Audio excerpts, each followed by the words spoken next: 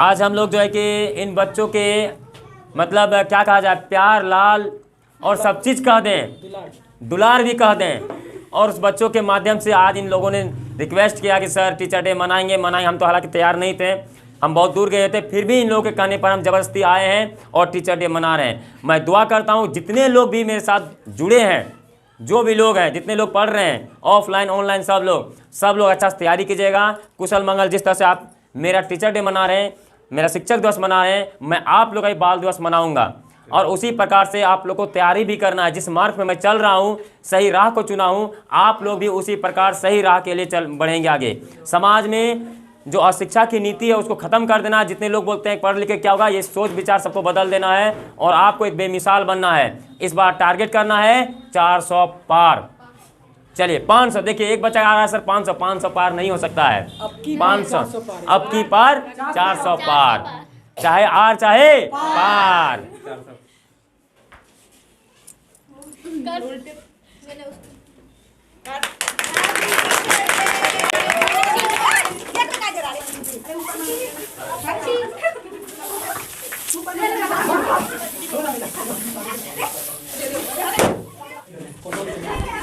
चलिए तो जितने लोग हैं लाइक कीजिए और सब्सक्राइब कीजिए, शेयर कीजिए, कमेंट में जवाब जरूर दीजिए।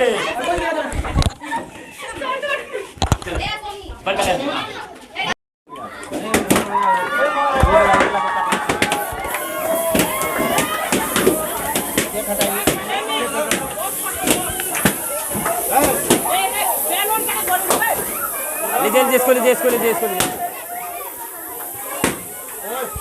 तो मैं आपको आज मिला रहा हूँ एक ऐसे शिक्षक से जो हमारे बीच सब दिन रहे हैं और हमारे बीच में रह करके इनकी अगुवाई में हम लोगों ने अपने संस्थान को चलाया है।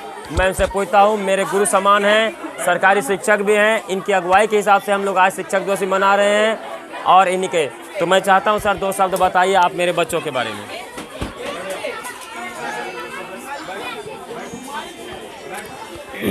इस 5 सितंबर शिक्षक दिवस के अवसर पर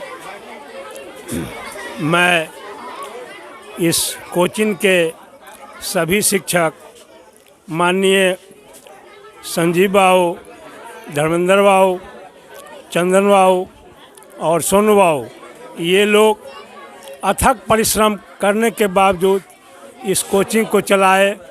और मैं मध्य विद्यालय बौरनी में सहायक शिक्षक के रूप में कार्यरत हूँ और विगत करीब 14 वर्षों से इस संस्थान में योगदान देते रहा हूँ। और यहाँ तक कि लोग इतने कर्मठ हैं, लॉकडाउन के समय में भी ऑनलाइन बच्चे को शिक्षा देते रहे और उनके भविष्य पखारते गए। माता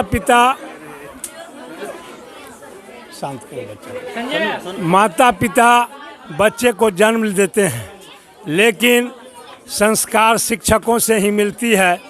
और ये जिस समारोह में हम लोग उपस्थित हैं 5 सितंबर शिक्षक दिवस के अवसर पर, ये भारत के प्रथम उपराष्ट्रपति सर्वपल्ली डॉक्टर राधाकृष्णन के जन्मदिन पर हम लोग ये प्रत्येक वर्ष मनाते हैं। बच्चों, तुम लोगों से हम यही आशा करते हैं कि माता पिता जन्म देते हैं, लेकिन जो शिक्षक तुम लोगों के बीच में ज्ञान बांटते हैं, उनकी भूमिका एक अहम है, रास्ते दिखाते हैं। तो ये सर्वपल्ली डॉक्टर राधाकृष्णन 40 वर्ष तक शिक्षक रहे और भारत के प्रथम उपराष्ट्रपति में भी गए। तो इन्हीं के जन्मदिन पर हम लोग ये मनाते हैं। अब तुम लोगों को ये अभी कोरोना काल का भी चक्र चल रहा है, तो इस परिस्थिति में भी अपने को सावधान रहते हुए, अपने को बचाते हुए पढ़ाई शिक्षा भी बहुत ज़रूरी है। कहावत में है, एक बेटी पढ़ गई 7 पीढ़ी तर गई। जहाँ भी जाएगी वो उसका बच्चा जो होगा वो भी बच्चे को भी पढ़ाएगी। इसीलिए शिक्षा जो है इसको ग्रहण करना चाहिए।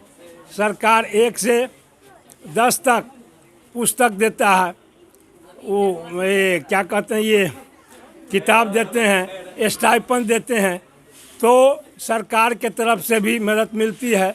तुम लोग भी अच्छे ढंग से पढ़ो लिखो और अपने माता पिता का अपना भी नाम रोशन कमाओ, और जो सर हैं सर को भी सम्मानित करो, क्योंकि ज्ञान देते हैं।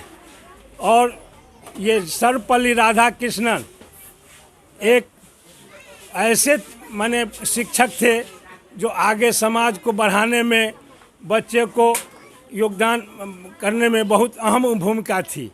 तो विगत 14 वर्षों से हम यहाँ रह रहे हैं, इस कोचिंग की महत्ता को समझ रहे हैं। ये अथक प्रयास करने के बावजूद भी इन लोगों ने सभी तुम लोगों को ये ऑनलाइन का शिक्षा भी इतना कोरोना काल में भी चला है, और इनका बहुत अच्छे सराहनीय रहा। अंत में मैं 2 शब्द और तुम लोगों को कहना चाहता हूँ। अक्षर, ये शिक्षक लोग जो हैं, अक्षर अक्षर हमें सिखाते, अक्षर अक्षर हमें सिखाते, शब्द शब्द को अर्थ बताते, शब्द शब्द का अर्थ बताते, कभी प्यार से कभी डांट से, कभी प्यार से कभी डांट से जीवन जीना हमें सिखाते। इसी शब्दों के बाद मैं अपनी वाणी को विराम करता हूँ। तो आप लोगों ने देखा हमारे जो माननीय शिक्षक थे, ये बौरनी स्कूल के सहायक शिक्षक रहे, और उन्होंने बताए, बहुत सी बातों ने बताया कि सच बात है कि मैं कोरोना काल में कोचिंग पूरा संस्थान बंद पड़ी हुई थी, ऐसे स्थिति में मैंने अपने चैनल के माध्यम से बहुत सारे बच्चों को ऑनलाइन शिक्षा दी है। अब मैं अपने सहायक शिक्षक के रूप में सोनू सर से भेंट कराता हूं, जो इस संस्थान में मैथ के टीचर हैं। हेलो बच्चों लोग, जैसे कि तुम लोग को पता होगा, ठीक है, कि आज शिक्षक दिवस है, ठीक है, तो हम भी पढ़ाना 2 महीने से ही स्टार्ट किए हैं, और तुम लोग के पीछे हम बहुत मेहनत किए हैं। सब बच्चा को पता होगा, खासकर 10th क्लास को, कि 2 महीना में हम कितना मेहनत किए। हम चाहेंगे कि तुम लोग मेरे मेहनत को, ठीक है, तुम लोग अपना मेहनत बनाओ, ठीक है, और पूरा मेहनत करो। हम लोग मैट्रिक में 300 नहीं 400 नंबर टपाएंगे, ठीक है। 400 300 के बारे में नहीं सोचना है। हम हमेशा बोलते हैं क्लास में 300 नंबर लाना कोई बहुत बड़ा बात नहीं है। आप 302-3 घंटा पढ़ के ला सकते हैं, ठीक है, लेकिन 300 नंबर नहीं, हमको 400 नंबर टपाना है, ठीक है। और वो भी पूरा जानकारी के साथ, रट कर नहीं, ठीक है। ऐसा जानकारी जो आगे आपको इंटर में काम आए, नौकरी में लेना। देखिए, आदमी पढ़ाई करता है सिर्फ डिग्री के लिए नहीं, डिग्री लेकर तो बहुत सारा बैठा हुआ है। पढ़ाई सिर्फ करना है एक एम बना के कि हमको नौकरी लेना है, ठीक है। सिर्फ पढ़ाई, ये ऐसा नहीं कि सिर्फ पढ़ लिए, मैट्रिक इंटर कर लिए, बस पढ़ाई से मेरा नाता ख़त्म हो गया। मेरा एम है कि तुम लोग को नौकरी दिलवाना, ठीक है। ऐसा पढ़ाई कराना कि मैट्रिक जो है तुम्हारा इंटर में मदद करे, इंटर जो है तुम लोग को ग्रेजुएशन में मदद करे, और जब कंपटीशन का फॉर्म भरो तो वहाँ पे नौकरी तुम लोग प्राप्त कर सको, ठीक है। खास कर देखो लड़की लोग, जिसके पास तो थोड़ा सा समय भी कम रहता है लड़कों के मुकाबले, ठीक है। तुम लोग को तो बहुत ज़्यादा मेहनत करने की ज़रूरत है, और हम तुम लोग के पीछे मेहनत भी बहुत ज़्यादा करेंगे, ठीक है। रटना कुछ भी नहीं है, सब कुछ समझ कर पढ़ना है, ठीक है। तो इसी के साथ धन्यवाद। तो आइए आपको मैं बता दूं, आपने सोनू सर के बारे में सुना, सोनू सर ने आपको मोटिवेट किया अच्छे से पढ़ाई करना है। तो मैं बता दूं, अगले जो मेरे टीचर हैं वो मैथ, फिजिक्स, मतलब साइंस के पूरा पेपर लेते हैं, और साथ साथ संस्कृत के ऑलराउंडर टीचर, भयंकर टीचर हैं। आइए मैं उनसे भी मिलाता हूं। सर धर्मेंद्र सर हैं, उनसे भेंट कीजिए। नमस्कार, good morning all of you. मैं धर्मेंद्र कुमार, मैथ के टीचर, साइंस के टीचर और संस्कृत के टीचर हूं। मैं सबसे यही गुजारिश करूंगा कि इस शिक्षक दिवस के शुभ अवसर पर सभी बच्चे मन लगाकर पढ़ें, जितना ज़्यादा समय हो अपने पढ़ाई पर फोकस करें, और एक पढ़ाई इस तरह से करें कि अपने भविष्य को उज्जवल बनाएं, ना कि सिर्फ पढ़ते जा रहे हैं दिन भर। अगर दिन भर पढ़ने से अगर कोई ऐसा होता कि ज़्यादा बोझ उठाने से अगर आदमी सफल होता, तो गधा आजकल जो है सबसे आगे रहता, क्योंकि वो सबसे अधिक बोझ उठाता है। पढ़ने का मतलब यह नहीं है कि दिन भर पढ़ के पढ़ते रहें। पढ़ाई वैसा करें, मन से करें, 1 घंटा करें, आधा घंटा करें या 10 मिनट करें, जितना देर भी करें मन से करें, ये ना कि दिन भर पढ़ते जा रहे हैं। नहीं, संस्कृत में कहा गया है कि दीर्घ सूत्रता, किसी भी काम को ज़्यादा समय तक नहीं करना है। अगर ज़्यादा समय तक आप कर रहे हैं तो वहीं पर आप फेल्योर हो रहे हैं। इसीलिए मैं सबसे गुजारिश करूंगा, सब सब्जेक्ट को ध्यान में रखते हुए, और हमारे संस्थान ब्राइट फ्यूचर टीचिंग सेंटर का जो संस्थान है, जिसको यूट्यूब चैनल के माध्यम से चलाया जा रहा है चंदन सर आर्ट्स क्लासेस के नाम से, उसमें गरीब बच्चों के जो है निसहाय बच्चों के लिए बहुत सारी आर्थिक सहायता के साथ साथ कोचिंग निःशुल्क पढ़ाई जा रही है। इसलिए मैं आसपास के जितने भी जो यूट्यूब चैनल को देख रहे हैं उससे गुजारिश करूंगा, अगर वो सक्षम हैं तो वो इस संस्थान से ज्वाइन करें और हमारे यहाँ का trick basis, simple basis, theory basis से आप पढ़ाई का आनंद लें। मैं इतना ही कह रहा हूँ।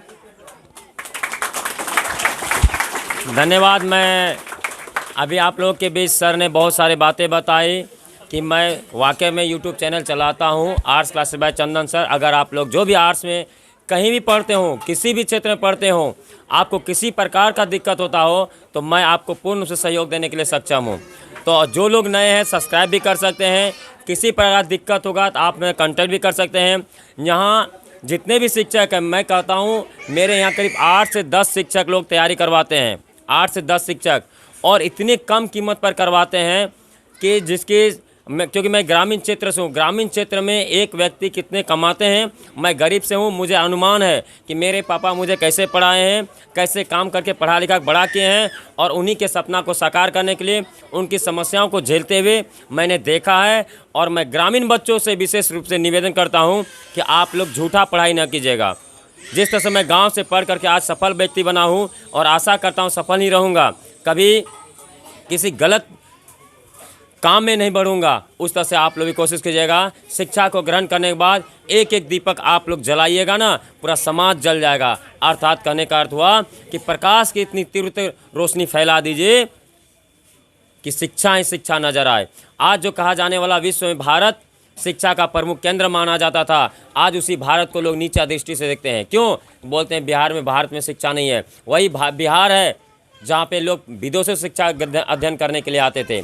आज वही बिहार को फिर से नाम रोशन करना है। तब तक के लिए आप हमें विराम दीजिए। जय हिंद।